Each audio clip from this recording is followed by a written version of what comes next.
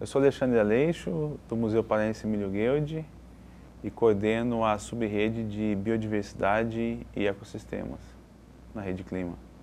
Bom, a subrede Biodiversidade e Ecossistemas, ela tenta entender como que as mudanças climáticas vão afetar a biodiversidade, ou seja, os animais, as plantas, a floresta, né, os ambientes diferentes. A gente sabe que devem haver mudanças, né? O clima, quando o clima muda, ele também ocasiona a mudança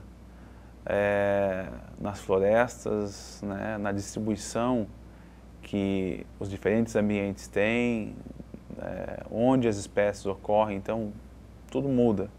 Então a gente quer entender como isso vai acontecer e se essas mudanças climáticas vão levar, por exemplo, à extinção, ou seja, a perda de algumas dessas espécies e quais serão essas espécies.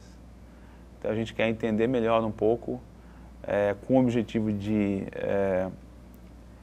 minimizar, né, tornar mínimo possível a perda de espécies que pode vir associada com as mudanças climáticas. O que as espécies enfrentam hoje, as espécies, os animais, as plantas e os ambientes diferentes, é que além dessa pressão do meio ambiente, além dessa pressão natural das mudanças climáticas, né, então tem um componente natural nas mudanças climáticas, tem um componente gerado pelo homem, mas além disso tem o componente do desmatamento, tem o componente da caça, tem o componente da captura de animais silvestres para o comércio. Então é muita, como a gente costuma dizer, é muita pressão em cima dessas espécies, desses ambientes, desses biomas, o que gera uma preocupação muito grande. É muito provável que em nenhum momento da história, né, a biodiversidade esteve tão afetada por tantas coisas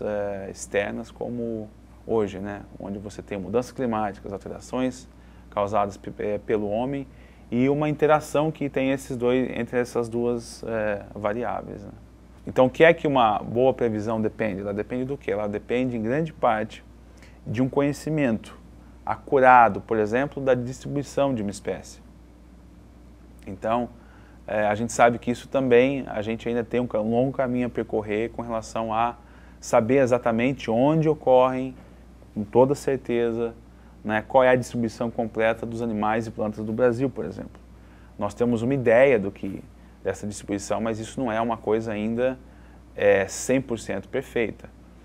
Precisa melhorar muito. E como que se melhora isso? Indo para campo, né, pegando essa informação, tendo gente em campo, ou seja, no mato, na floresta, fazendo trabalhos que realmente observam essas espécies lá e gerando mapas, né? Então isso é uma coisa que inclusive está ocorrendo intensamente no Brasil inteiro. Hoje tem muito biólogo indo para campo, né, para o mato, para fazer esse tipo de trabalho. E a outra coisa é que essas previsões também dependem de modelos climáticos bons. Isso também é uma coisa que está sendo aperfeiçoada dia após dia.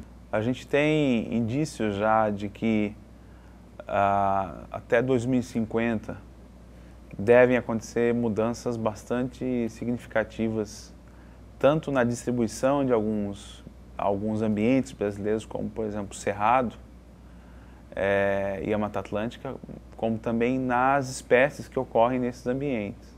A grande utilidade da subrede Biodiversidade e Ecossistemas reside exatamente nisso. Reside em dizer, principalmente para o Ministério do Meio Ambiente, o que fazer para que o nosso sistema de unidades de conservação continue a ser eficiente no futuro, num cenário de mudanças climáticas